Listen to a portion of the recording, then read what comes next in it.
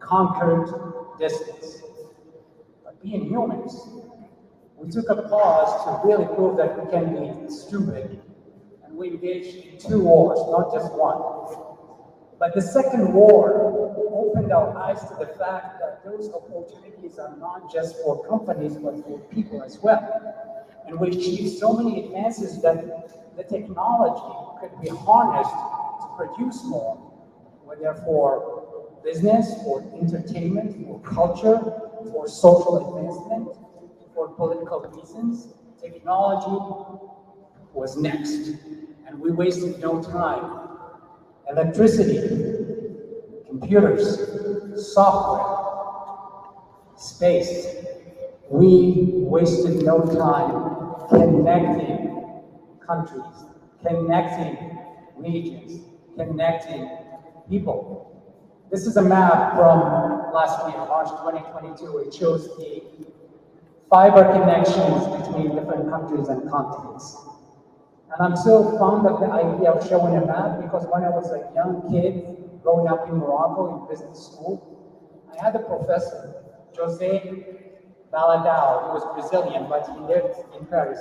He taught at Sciences Po in Paris. And he came in '96 to teach us this concept of globalization. It was a class of geopolitics. And he needed a map to explain that we're all connected, and in the future we'll be even more connected. And for the old ones like me, '96, the internet was a very new thing. We could barely really see the potential. But he pointed to the map, and it was a similar map, maybe with less colors, but nevertheless the same thing, overlap. And he said, when you look at all the exchanges happening, this articulates what globalization is, in physical terms that we can understand. But he zoomed in on one single region, right there, that green square right there. And he said, this was in 1996, and this is a guy who lived in France, meaning he's very familiar with the concept of the European Union, the Schengen agreements, where you can travel from one country to another without showing your passport or encountering not even a single cop. Yet, he pointed to the map and said, this is the globalization lab. In 1996, this professor predicted that if the area between Los Angeles and Tijuana, I didn't even know what Tijuana was back then, if the globalization succeeds in this region, it's going to succeed everywhere else. We are very fortunate to be in the middle of that region that witnessed the birth of this concept of successful globalization through the exchange of trades, ideas, cultures, goods, and services. We are the embodiment of that idea. 27 years later, has it been successful? You be the judge. How many of you today crossed, had breakfast or lunch in San Diego, and will have dinner in Tijuana, and go back to sleep in your bed in San Diego again? It worked. When you look at California, it's very difficult when you speak about technology, California, not to think of Silicon Valley. It is the iconic symbol of technology, innovation, and success. When you're landing in San Jose, you see those buildings, you see all of them, you see Oracle, you see, you name it, they're all there, Intel. The giants that made everyone dream to become a developer, a programmer, a web designer, an artist even. There's so many movies, books, now because of thanks to YouTube, so many videos, so many success stories. Our phones, we get a constant reminder that Silicon Valley did change the world. It makes everyone dream, everyone out there dream to be an entrepreneur in Silicon Valley. Every politician out there making a promise to their own constituents that they're going to build something they use the same reference, which is Silicon Valley. I met people in Europe, Eastern Europe, Sasha, where are you? Saying, I'm going to build the Silicon Valley of Romania, Bulgaria, this and that. But I'm saying, why Silicon Valley? We invented the whole concept here in Southern California. Why not you look at our model? Silicon Valley succeeded because of money, VCs, and so many other factors. Steve Blank has a great video addressing the history of Silicon Valley. But to me, Silicon Valley is great for an enclosed system. Everything is geographically enclosed. It doesn't lend itself to work in open systems where you have to work across borders in different geographies. As far as I know, we are the model. We have the blueprint on how to create success across different regions. One country versus another. One language versus another. One type of food versus another. And the list goes on and on and on. And none of that stopped the early entrepreneurs, the visionaries, from seeing the potential and saying, there is something we can build here. And I don't care if no one believes in it, I will do it. Angel probably will talk about this later. It is insane when you are young to say, I will go to the other side, despite the negative image, despite all the difficulties, and establish a business that will be successful both in Mexico and in the US. It takes a lot of guts, and it takes a level of craziness to do it. But because we have enough crazy people, we were able to do it. I'm taking credit because I'm here, part of the Arkusnexus, but I hope you enjoy it. So the next conquest is really borders. We have to cross this border. Now that we crossed, we gotta do something about it. These are some of the numbers that speak to the value we all get from being part of this border. There are more than 55,000 people every day crossing this border. They wake up in TJ and they spend the day in San Diego or vice versa. The economy is in the billions.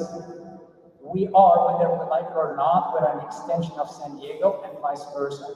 I moved to San Diego. It took me a while when driving down the 5, but the lights I see in the distance, they're not San Diego, they're actually Mexico. And that's a powerful concept. Really living cross-border integration, whether we know it or not, whether we realize it or not, whether we like it or not. It is a daily reminder. All you have to do is look around. Most likely you know someone, you know a business operating on both sides of the border. I'm going to talk about the one person I know the best, right? Myself. Because I wake up once a week, twice a week in San Diego and drive and make it all the way here to Tijuana. And sometimes I even fly to other cities. And I do get this question a lot, is it safe? It's like, no, I'm an intimidating guy. No one dares to talk to me. Right? Of course it's safe. My kids love it to come here. Why? Because unlimited whatever you want, right? Whatever you want. Tacos, how many do you want? There's no counting. My wife starts counting when she crosses the border. Because this is the culture. And if you have traveled across Mexico, you know that Mexican people are very humble people, very genuine people, very caring people. I don't speak Spanish, but the very little Spanish, you can use your fingers to communicate. And it does work. You don't need to be a fluent Spanish speaker, you just need to be a human being. Mexicans don't see you as an American, they see you as another person who needs help and they will help. And that's true in personal life, it's true in business. Talked about food, that's one reason. Talked about people. Wherever I go, I'm greeted with a big smile. And I would like to talk about practical aspects. I gotta give the leadership in our area the credit for really trying. CPX to me is the best example that everyone, every country trying to integrate with their region. You can park your vehicle in the American side. In 15 minutes, you are at the gates inside the Tijuana airport. And when you come back, you don't have to worry about the hassle. You are from one side to the other side. Literally in 10 minutes sometimes, I'm already out and I'm walking. If you do not put yourself in the context, the global context, where there's a lot of friction between nationalities, there's so much pride, and there's so much ego standing in the way, you would not easily understand and value the ease with which you can transition from one side of the world to another side. A weekly reminder, I enjoy the privilege of just driving through the Century Lane. And literally, if I leave now, I can tell you within 15 minutes I'll be in the US. Communication. There's one spot. I was earlier driving with Faisal, but I'm sure he's here. Oh, here. And I told him, I said, this is how I know that I'm in Mexico, because this is where my calls drop. He didn't believe me. He grabbed his phone and said, oh, yeah, you're kidding. But otherwise, it's a seamless experience. When I wake up in the morning, many times, I forget that the people I'm talking to live hundreds, sometimes thousands of miles away. Why? Because when I came here the first day, I came with the conviction that I will be part of building something great, that I will witness firsthand the demolition of all borders. And I'm not talking about the borders, the physical ones, I'm talking about the mental ones. So the one thing that we haven't conquered yet is the fear of the other. When we see another country, do we see walls or do we see bridges? The answer to your fear, your conquest, will be the answer to that question. Thank you.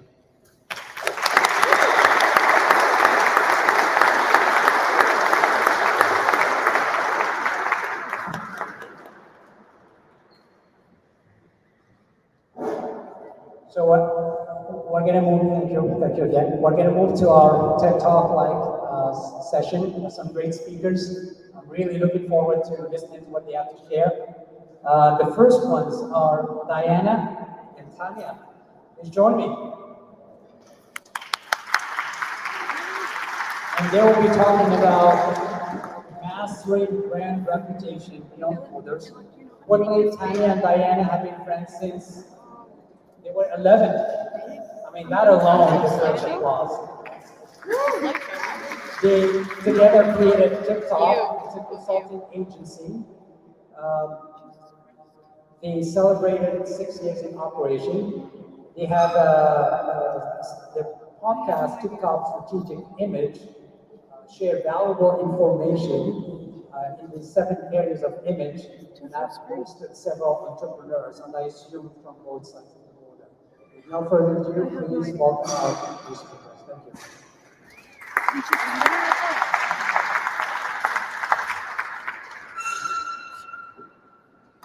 So, our story goes back 20 years.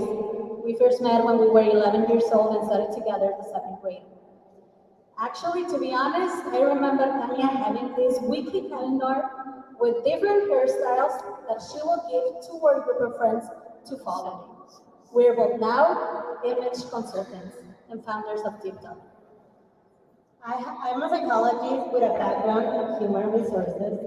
I have a media and background, media and marketing background. We are also dog moms, Cocker Spaniel, husky. and now we want to talk a little bit more about our company. For our hobbies, I can say that cooking can be my daily therapy.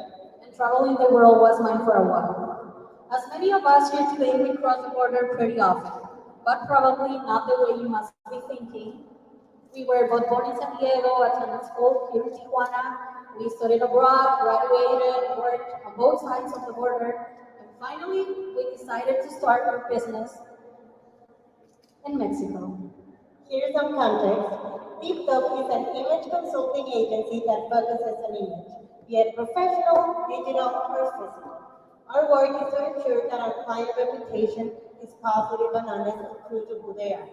So today, we want to share with you a little bit more about one of our clients, Paola. Let's see if we can find her in there. And there she is, Paola. This is her during her first session with us, where we got to learn more about her daily routine as a medical director for a clinic based in Tijuana. We also identified her style and conducted our body type and body shape analysis. All her one-on-one sessions took place at our office here in Tijuana, And we covering topics such as body language, making a strong first impression, and building a personal brand. And here's where we can truly appreciate how special and unique the San Diego Tijuana dynamic is. Since she lives in San Diego, we visited her home to reorganize her closet. We also took her shopping.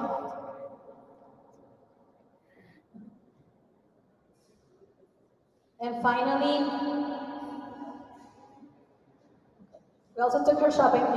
we closed her program here in Tijuana. Let's see how far she has come. Wow. So as you can see, it's not only about looking good, but also about feeling confident and authentic in personal, social, and professional context. Let's see two more points.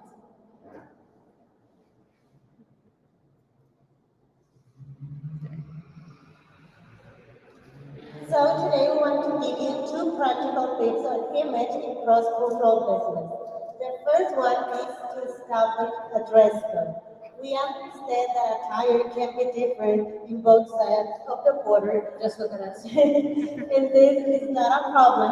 On the contrary, it's an expression of our company and our culture. What is important is to recognize that when conducting business in cross-cultural manner, we need to feel comfortable and part of the system. And attire can help us break down barriers. By having a defined dress code, we are not only assisting our team, but also any visitors coming from outside the company. So the next time you're expecting a client or a visitor from the other side of the border, remember to send an email and don't forget to include the dress code. This will help the other person to feel much more at ease despite the potential cultural differences. Please raise your hand if you have a dress code in your company. No, not? Oh, okay. We have one here. So you can ask yourself, what is my company's dress code? It doesn't matter if it's just me or if I have a team, whether it's suits, comfortable footwear, or even jeans. Everything is valid. The important thing is to define it and communicate it. And now we have the second tip, the greeting. A greeting transcends borders. In the greeting, we speak the same language. Sometimes we see it as something so common that we forget to pay enough attention to how we greet. And a good greeting builds trust, which is key in any work relationship. So we want to tell you some tips to have a positive first impression with your greetings. We're going to show you how to do it. Okay. The first thing is thumbs up, like this. Okay. We want to avoid our hand facing down or up. We want a neutral handshake, so it's thumbs up. Entire torso and neck facing forward. This is key since it's a sign of respect and attention. Head tilt, smile, and eye contact. And please, we know it's us the Mexicans, but still, please let's avoid like touching in the greeting because you never know if the other person can feel uncomfortable, especially in the business environment. So let's keep it simple and respectful. As an additional tip, the one who initiates the greeting, it's called the. And so, if that's what you're aiming for, extend your hand before you even reach the other person. Something like this. Mucho gusto. Mucho gusto. And please have your hands free to avoid an awkward greeting. You know, like when you're in a meeting or a networking event and you have your cell phone, your laptop, your screen, and your greeting is looking like this. Okay? Because remember that a good greeting can help us to connect regardless of our language. And today is an excellent opportunity to practice. So thank you very much y bienvenidos a Tijuana. Bienvenidos a Tijuana.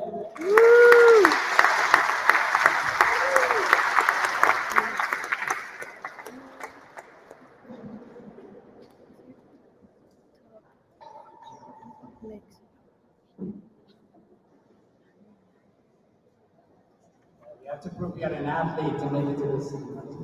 It's hard. Our next speaker, thank you for sharing. That was very insightful. Next speaker, founder, CEO of Jelp, founder of CEO of Help Delivery, logistics software for last mile in Mexico, Spain, and Latin America. You're very qualified to be. He has 15 years of experience in the call center industry, started 2 companies, grew them to 1,000 employees, and sold them. Congratulations. Writes about entrepreneurship with a focus on Silicon Valley, like LATAM, and Borderlands, like Tijuana and San Diego. He's been an entrepreneur for his entire life, founded, operated, and sold several businesses since 2002. Always acting with passion, working hard, and being demanding with one goal to reach the top and leave an impact on his country, Mexico. Yes. Please welcome Gutierrez.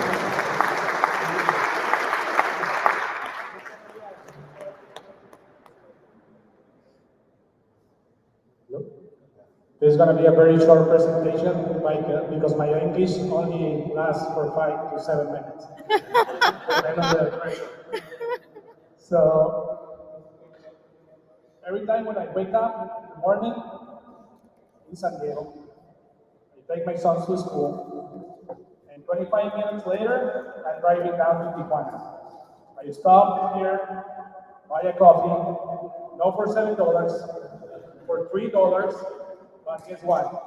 It's the same brand, the same taste, the same store, the same logo, and the same user experience.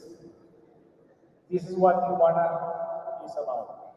It's about you can have US quality product design, people to execute the US market and the US products or services that you want to offer. So, in the past, our first business in Tijuana, I worked for a call center in Los Angeles. They sent me to Tijuana to open the customer service department. And I said, well, this is a very good industry because my English is very, very bad. But people in Tijuana who grow up in Tijuana and cross the border single day to go to high school or go to college, they have perfect English and very bad Spanish. Some of them they have both, but pretty much the English is very good. So we think, you know what? We need to offer English services to these US companies to offer tech support, onboarding, sales, collections. So 15 years ago, we started doing that with 2, 3 agents. At the end, we ended up having 1,000 agents. We sold that business, we created another one, we sold it again with 1,000 agents. And we find out that Tijuana has a lot of potential of people. And then we received at some point, back 5 years ago, we received a lot of calls in the call center. And 30% of the calls happen because people complain about the delivery from some product. Like, oh, I ordered some food from a restaurant, the order is late, or I don't know if you know, but you can order whatever you want in Tijuana, by phone or by WhatsApp. You can order, if you want to buy a dog, you can get a dog. So everything you can buy for everything. So we looked at, we said, you know what? It's not a software for last mile delivery to track the order, like Uber or DoorDash for private companies. In Latin America, it's very common that some companies, they have their own drivers, but they don't use technology. They only use a piece of paper, WhatsApp, or phone. So that's why we create a software to track that. But I have no expertise in technology, zero before this. And that's how I meet Angel, one of the founders of Arkus, and I start looking around in Tijuana about hiring some developers. I find out that Arkus serve a lot of US companies providing developers, senior developers with very high level skills. When I approached him, he said, you know what, we don't serve Mexican clients. We only serve US clients because they are very secure, they have more money. So I begged him to give me the services, so I hired him some developers from them. I didn't know nothing about technologies, that's what we started. And the advice I'll give you is look in Tijuana if you want a project in mind in the US. Tijuana is a unique business opportunity for you for a lot of reasons. Tijuana is not only about the spicy food or tequila, it's a saving job. You can save 40 to 50% having the same skills employees that you currently hire in the US.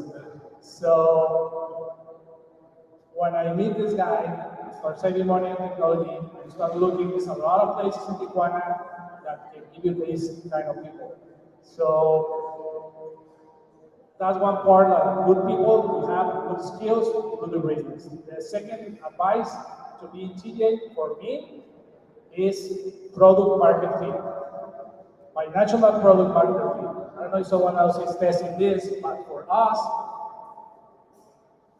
playing is like playing a game in two courts at the same time, and you're learning from two teachers at the same time, and that teacher is San Diego and the other teacher is Tijuana, and the teacher in San Diego is 5 years ahead, and Tijuana is 5 years behind in product technology adoption. So every time that we see an opportunity in the US or a tendency in the market in the US, we come to TA and we replicate that here because it's easy. It's easy because it's easy to execute. I don't want to mean it's no rules, but there's no rules for sometimes in the government, or if you want to test drones or do a test with the delivery drone, you can take your drone out here and it happens. So you can test a lot of things. And we are very unique in testing that with our local clients because Tijuana is Mexico, but it's not Mexico. Because Mexico City is too far from us, Silicon Valley is too far from us, so one in the middle. When we want to test something, Tijuana is a perfect place to test things.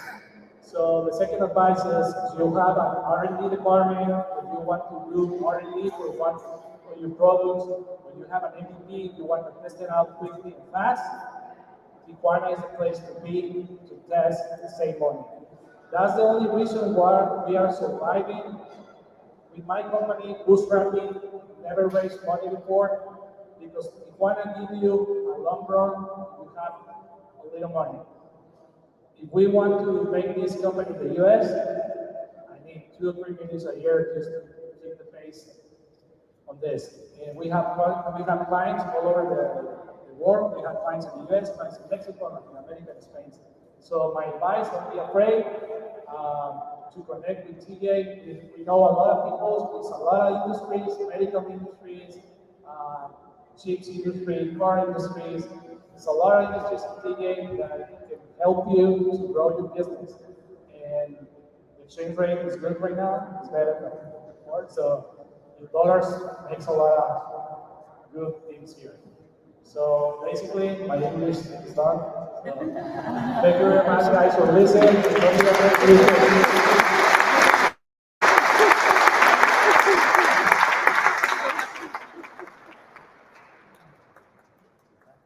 Thank you. Next, we talked about business. Now we're going to shift gears and talk about nonprofit. In the same spirit, building bridges and build something with a purpose. Our next speaker is Nicholas. He's a former business consultant. He's also the ex-Parks and Recreation Commissioner, Rotarian for the city of Redondo Beach in California. After 10 years of living in California and visiting Mexico, he realized that there could be done more, or more could be done. That was bad English. That more could be done for the orphans here in Baja California. So instead of just coming and dropping clothes and what he calls just dropping stuff, he decided to do something different, something that would deliver greater value. He also realized that we're not teaching these orphans how to navigate life, and adopted the philosophy To teach someone how to fish is better than to give them a fish. He moved in with all his weight, all his knowledge, all his passion, and started his organization. And he's here to talk about that.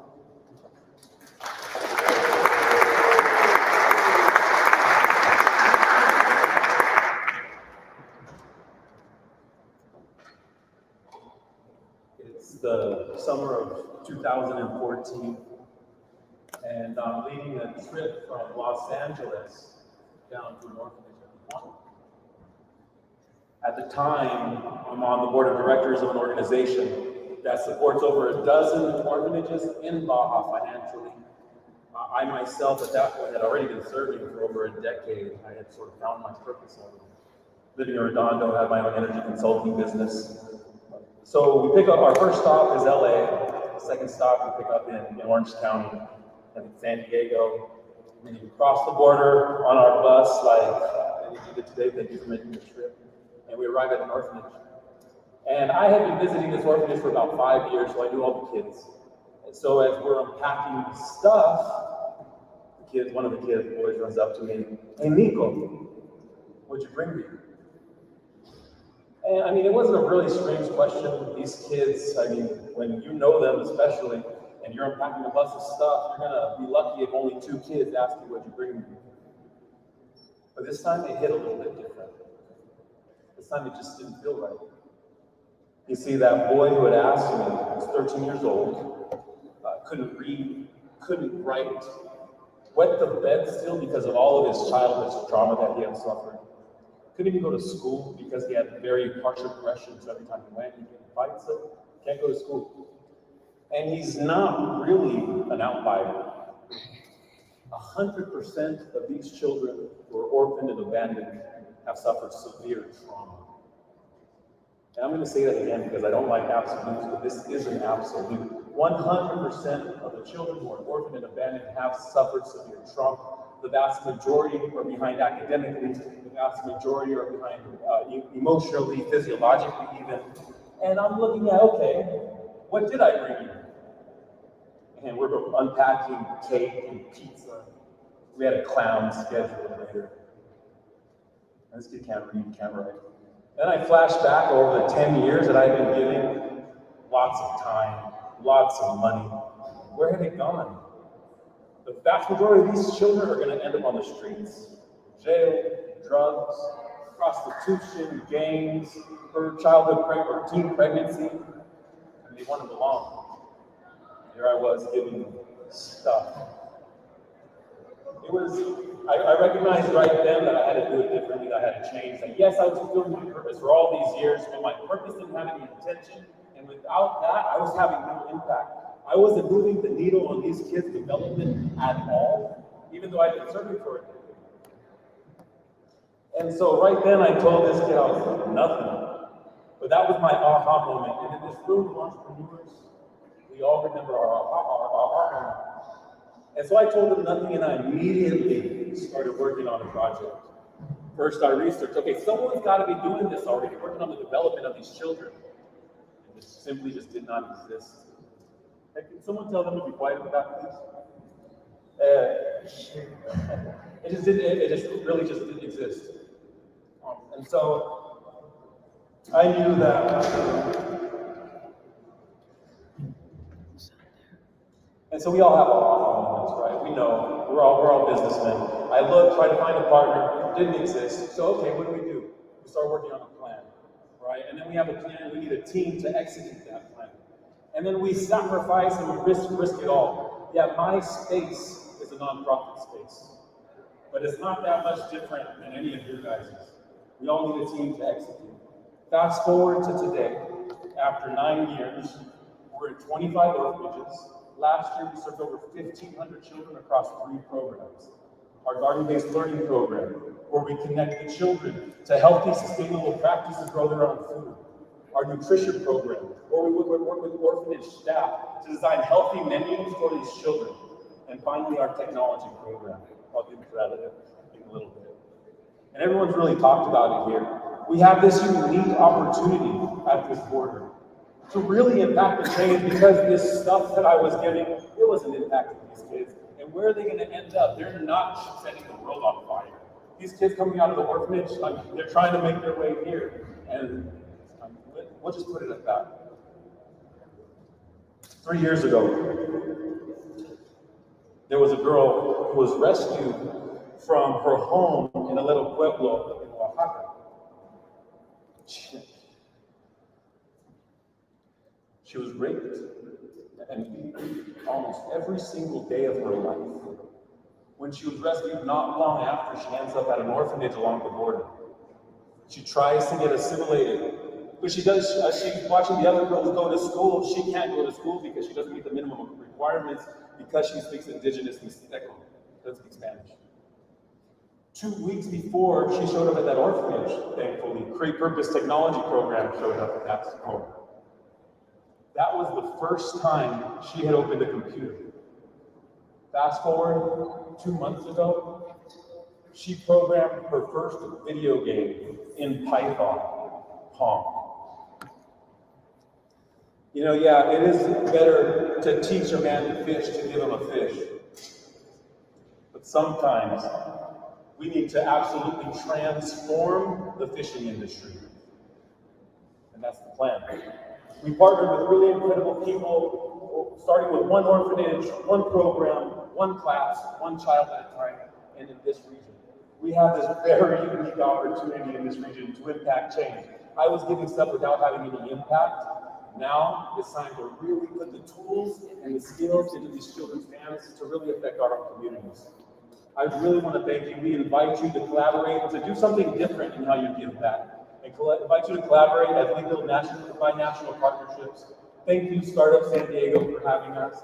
Thank you, Sanchez, the Arkusnexus, and the entire team here. You guys do an incredible event. My name is Sandoval, Create Purpose.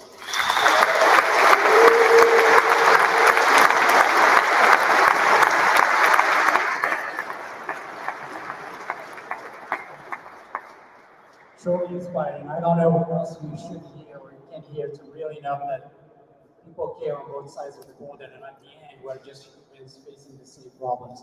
Nevertheless, thank you for sharing. Thank you for everything you have done. The exemplary of that girl will stay with you for a long time. Appreciate it. Our next speaker, I think he struggled literally to actually make it on time. Thank you, and that's one achievement, being it on time. I was hoping you can get soon enough so I can have more to say about your topic, but I guess that would be a surprise. Sanz is CEO and founder of Skycatch, really cool technology. I spent some time on your website, but again, I'm not going to spoil it. Join me here. The floor is yours. Thank you.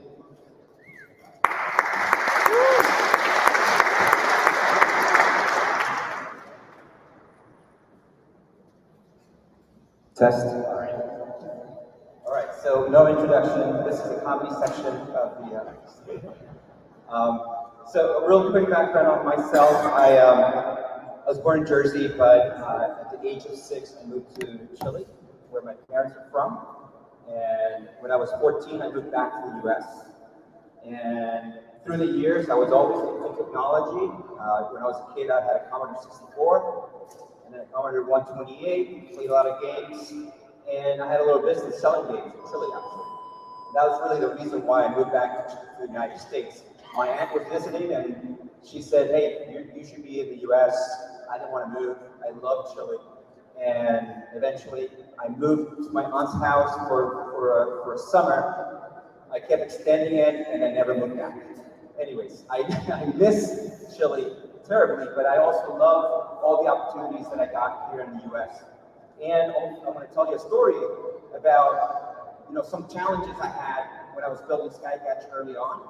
I don't know how much you know about Skycatch, but we build technology for digitizing the physical world. We work with mining companies all over the world. We recently got investment from Caterpillar. We also have investment from Autodesk, from Matsu.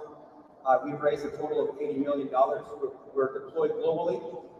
And early on, it was very challenging. The most challenging piece wasn't that we had a vision, but the most challenging piece was building the vision. We had very ambitious, very technical challenges that we needed to solve, and the resources in San Francisco are just packed. are really hard to find really, really talented computer vision engineers. There are a lot of full stack engineers, but not really, really good ones.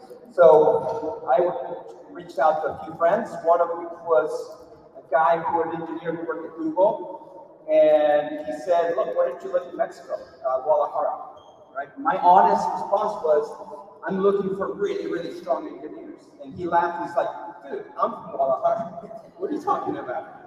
And he's like, this is where we actually recruit engineers at Google and on Facebook. And I'm like, are you serious? Yes. So he introduced me, his name is Bismarck. He's a CEO of Wiseline. I think he's competitive too, next to it or not, I don't know.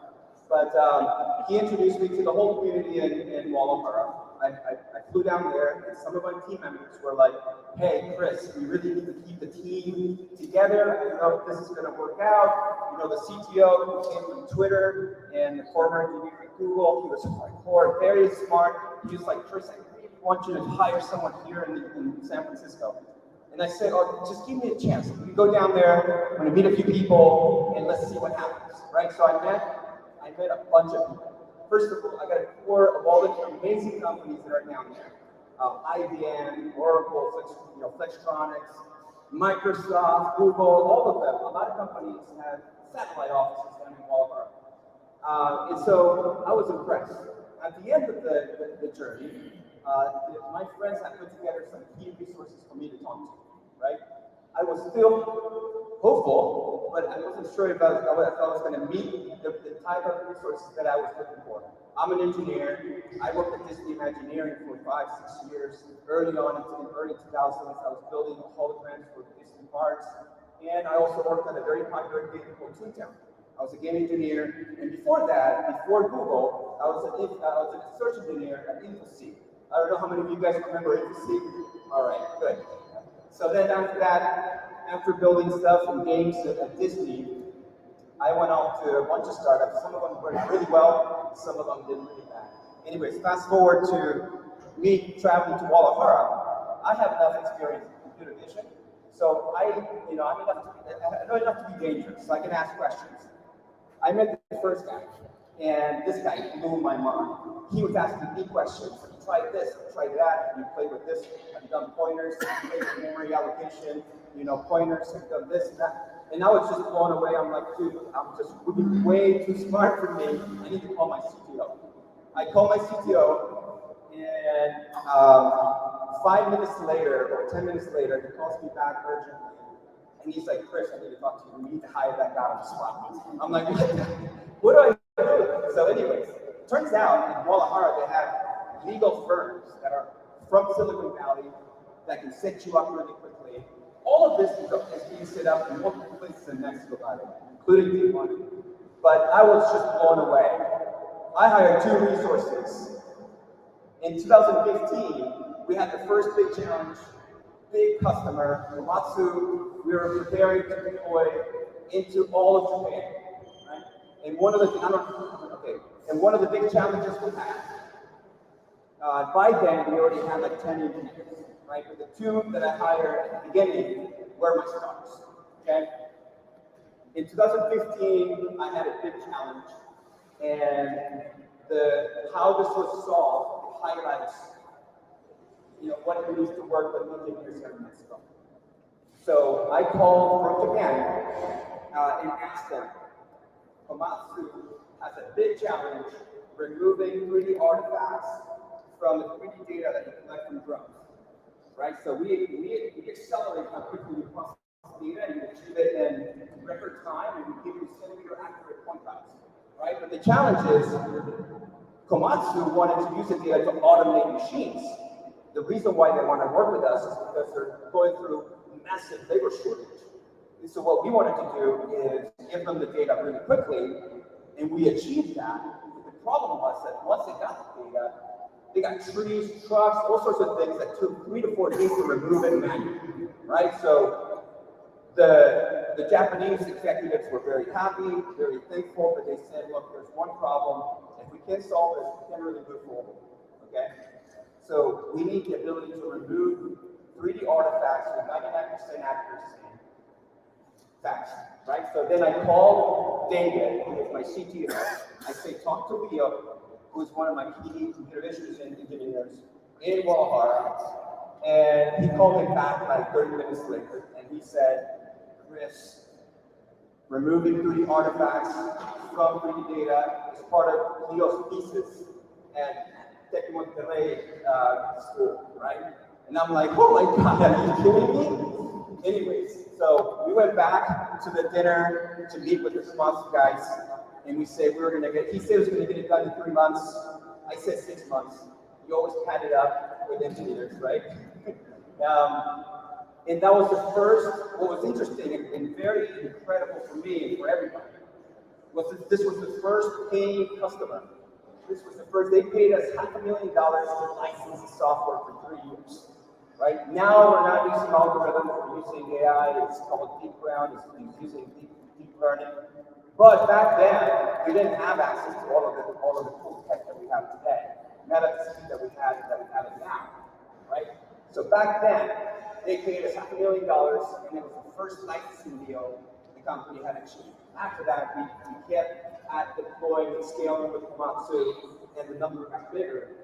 This was the first moment that they felt we proved ourselves. The second moment that we proved ourselves, and I have a minute or 2 minutes, was very similar to. We were, towards the end of 2015, we were already planning a big deployment. This was going to be a $2 million deal for us, of ARR. And they said, we have another challenge. When you generate accuracy with drones, you have to set up ground control points. Ground control points are placed on the ground, and you have to survey them. You have to survey them. Sorry about that. And when you survey them, then you know the location of the ground control point, right? Then through photogrammetry, you locate the ground control point, and then reproject all the points around it. That's how you achieve accuracy back then. And so they said, look, you can't do this if you can't get rid of these ground control points. So in 2015, I did the same thing. I called the office and said, hey, we have a problem now. They want to do thousands of locations, but they don't want to set up ground control points. Do we have a solution for that? And the team, I called the VP of engineering, I called the VP of hardware, all of the top guys who came from Facebook, Google, and all these amazing companies. They all said it's going to take 5 years, 8 years, a bunch of time. Then I called David and another top engineer from Guadalajara, and they said, we think we can figure it out. We can probably tap into RTK sensor and synchronize the camera taking with the RTK sensor, and with that, we create a virtual GCP in the air. We rigged up a car with all of the hardware for 3 months. We achieved accuracy. We achieved 6 centimeter accuracy. Later on, 2 years later, we deployed to tens of thousands of sites in Japan. Thanks to 2 guys who were able to stand up and say, we're going to solve it for you. Anyways, that's my story.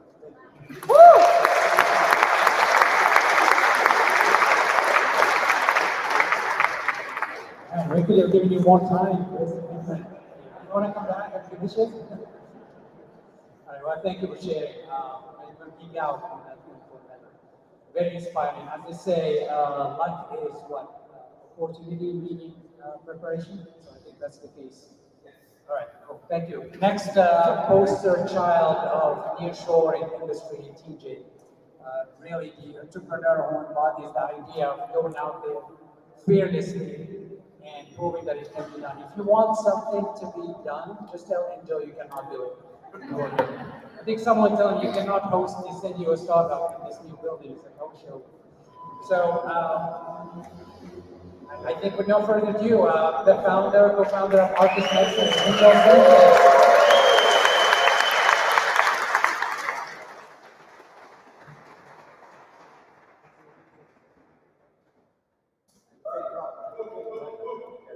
There you go. Gracias.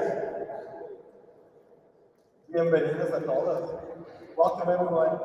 It's exciting to see a full house, and as Rodríguez just said it, it's incredible to host it here. But most people didn't believe that something like this could happen in Mexico, Tijuana especially. Well, you're here. Okay, first of all, before jumping into the talk today, I want to start with, since I realized that for some of you, it's your first time in Tijuana, back in the 50s, those years, when the alcohol was permitted in the US, there was some crazy town in the northwest portion of Mexico, and that was Tijuana. And people started calling it because of a girl named Tijuana, like Juana the aunt. And they used to go, let's go to Tijuana to get alcohol, to get casinos and everything here. So it's a time of prohibition there. So it became popular in Tijuana. And then the short name is Tijuana.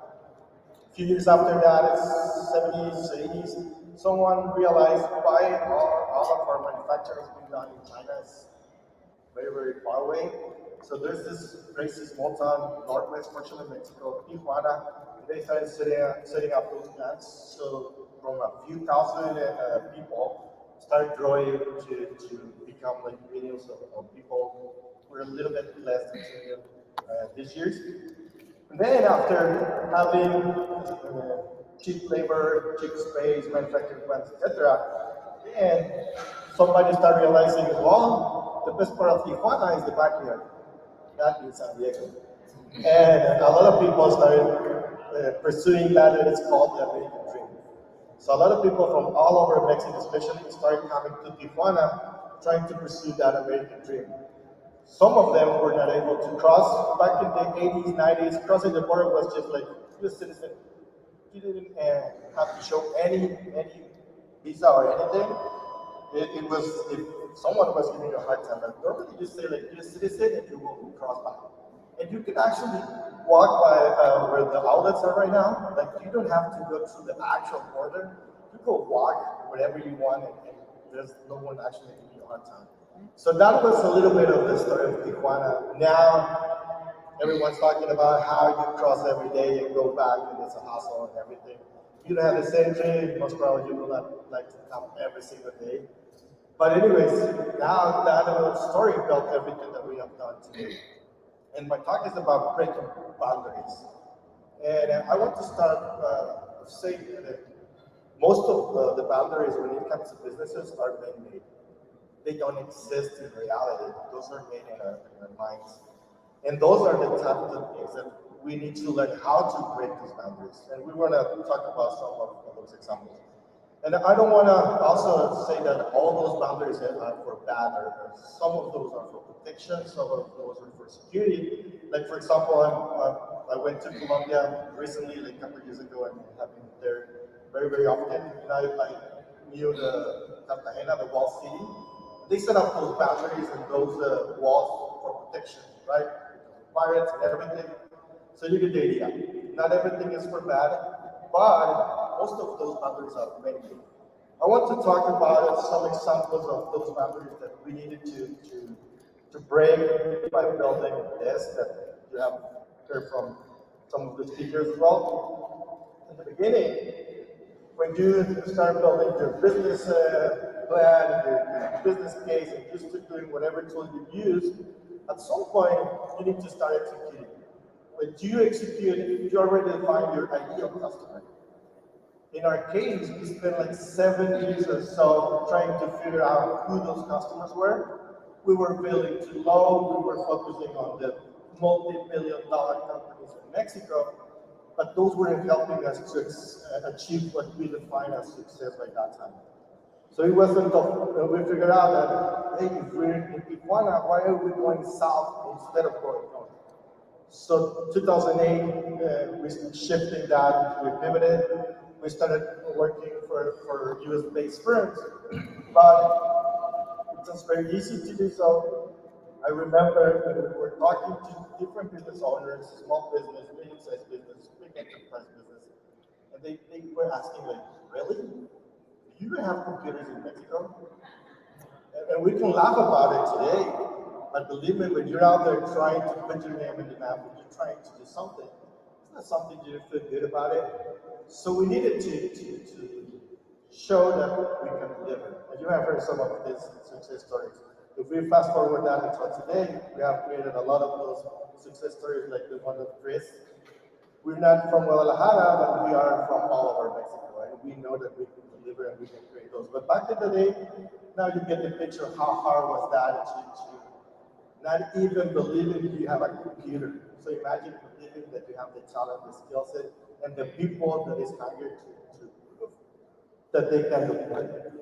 So that was one of the big boundaries. And again, in our minds, whenever we hear some of those challenges, concerns, etc., risks, it created a big challenge, a bigger boundary to break. So that was one of the parts of doing that. Also, it's very much into the Latin American community to believe that you have to do it on your own, that no one is going to support you. And then, once we spend a lot of time in San Diego, Los Angeles, San Francisco, a whole year, you figure out that you're not alone. There's a big community of people that is willing to support you. And by the way, we're not competitors to white men. We all are Mexicans, and we all are more than welcome to do this in the US all together. Our competitors are in other countries, and it's a healthy competition. And I felt good when some of our talent leaves to a company like that. And I'm also proud when some of them come to our company because they bring their experience, their knowledge, and it's sharing, and it's making sure that you're working in one of these type of companies that really are proud about their talent, and they work a lot of talent development. So that was something also that we figured out, that communities help you to grow. Communities are there to support you. You're not alone. And we also try to bring that to Mexico. We are very, very heavy on supporting communities now, both sides of the border. There are great initiatives like the Borderless Capital coming on, and we're part of that. And whoever needs some support in that end, talk to Dinah, Lisbeth, Junius, Marco. We're all there to support you, not only business related. So that's another boundary that we had in our minds, and when it comes to Latin America, it was a big one as well. And the last one is you need to create a team.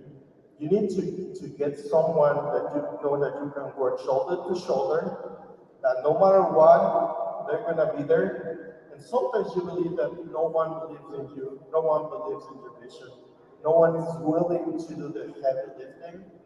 And if you start approaching those guys, if you start telling your story, if you start telling what you want to achieve.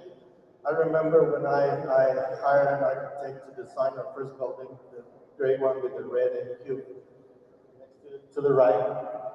We hung it on the previous office space that we had, and people saw it and was like, yeah, you're dreaming. Yeah, we were dreaming. And this is our second dream out of those initial thoughts about building something meaningful, right? So having those individuals that are willing to work with you is a never-ending work, because businesses go through different phases. So it's a different team, the one that will help you to start. It's a different team, the one that will help you to get to the next level. And it's a different team that will help you get to even higher leagues. And something that we feel proud of is that most of the individuals that help us start this business are still with us, and that's because we invest a lot in talent development. So I want to close this by saying that at some point when you start a business, you will realize that all those different battles, breaking those boundaries, are against yourself. You need to break your beliefs. You start believing different things. You have to understand that you're made to achieve greater things. And once you realize that, you're supported by a community, by a team, for you, the sky's the limit. So, thank you.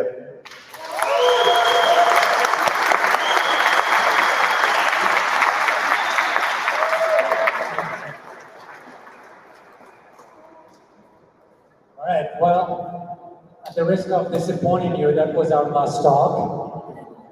Thank you for paying attention, but before you reach out your bags, I would like to thank our sponsors, ENBC and UP. If you don't mind, if you can join us here and would like to show our appreciation, we'll give you some time to talk about your business. Are you willing to take on the offer, or you have spoken enough? No question. Just would like to thank you, give you the opportunity to talk more. But I know you did. I'm not giving this one. And while he's getting ready, after this immediately, we have something called the office hours. We have 3 different tracks. There's a track about product management. There's one called investment with Neil. What is Neil? Oh my God, today. Man. Hey Neil, nice meeting you. So the second track is with Neil Blooms all the way in the back, blooming all the way. But Dairo, what is the product management? The product management track is on this side, to my left, in the corner right there. The Neil Bloom one is in here. If you are interested in that, he's in person, present here, can answer all the questions about startups, investments, and what it takes to grow the company. And the third one, with Christian about CRMs and Salesforce in particular, where is that happening? Oh, if you are interested in that, you will be making a trip. But we can all gather, for the ones interested in the CRM component, we can gather by the stairs and walk you to the area where it's going to take place. Other than that, thank you for paying attention. It was a pleasure. Chris, you want to come back? Yeah, and I just want to say something real quick. First of all, thank you so much for having me. I'll go up and speak. And I want to echo something that Angel said earlier. You know, when I mentioned Weisslein, Bismarck, the guy who introduced me to the world and the resources in Mexico, he actually is the same as Angel. He's like, we hired people from Weisslein, and he's like, I don't care, so long as we're helping the community, so long as the cross-pollination is happening within Mexico, I'm happy. And I love that, and that's the spirit, and that's the way you think about it, and that's how you continue to thrive. If you're interested in learning more about Skycatch, I'm here. I'm looking for engineers always, so please reach out. I'm planning on working with with Nexus at some point, Arkus, and thank you so much. Thank you, Chris. Gustavo, if you can join me, please, and share a few words about your business. Yes, thank you so much. I don't have any personal story to tell you right now. I have a lot of stories right now. Just to talk about the school, we are over there. Thank you for let us in here. I will bring this. Our institution is part of a group of people who brings together 8 brands of different institutions and companies on education. We have developed our own apprentice model on the high school level, where the center of the program is the life plan of each person, beyond the subjects and the study plan. We develop the soft skills to achieve their dream. It's essential. Our business school is developing different programs to provide the necessary tools for entrepreneurship, of course, in business models and plans, but also in technological development skills. Our main programs are the master's degree in entrepreneurship and innovation, and the bachelor's degree in business creation and development, as well as a series of continuing training programs. Do you have to list workshops? We want to present Change in Code, a program aimed to recent engineer graduates who needs to update the knowledge to what the industry is requesting. It is also aimed at people with some experience, even if they have not completed any degree.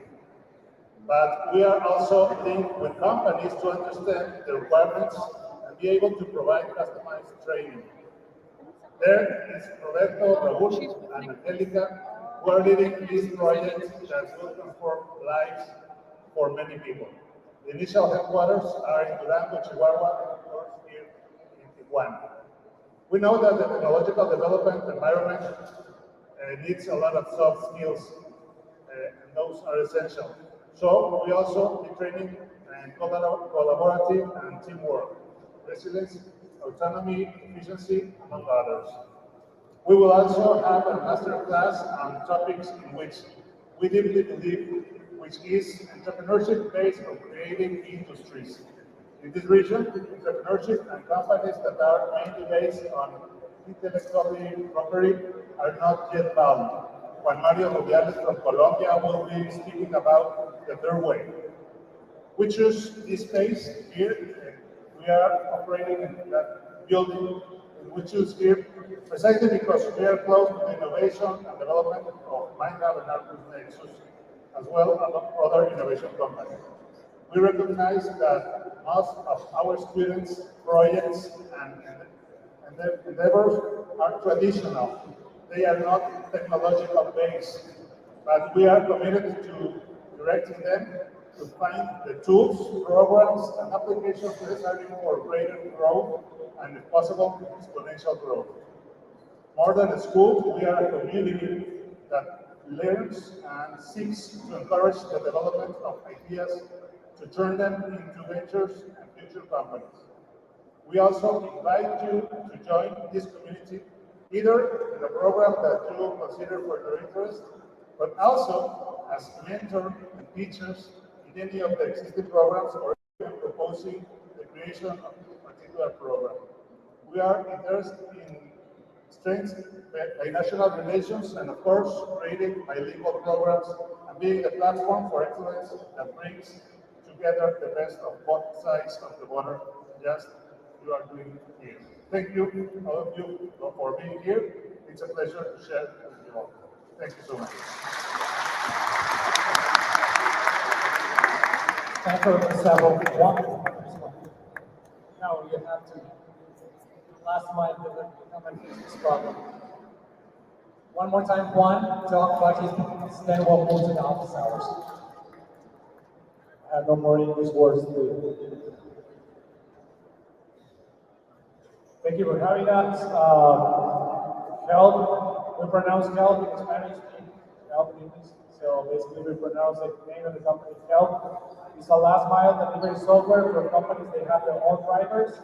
So basically, if you want to create the next Uber, the next DoorDash, we're able to provide you all the to start your enterprise or your business.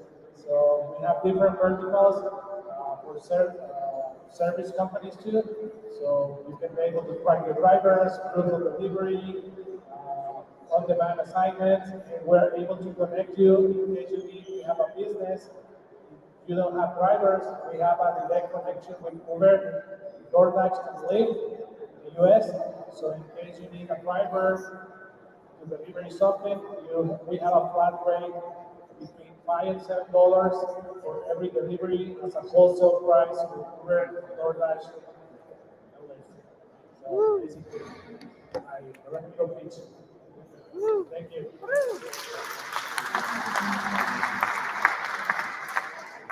A quick reminder for the office hours. Again, the startup investments with New Bloom right here.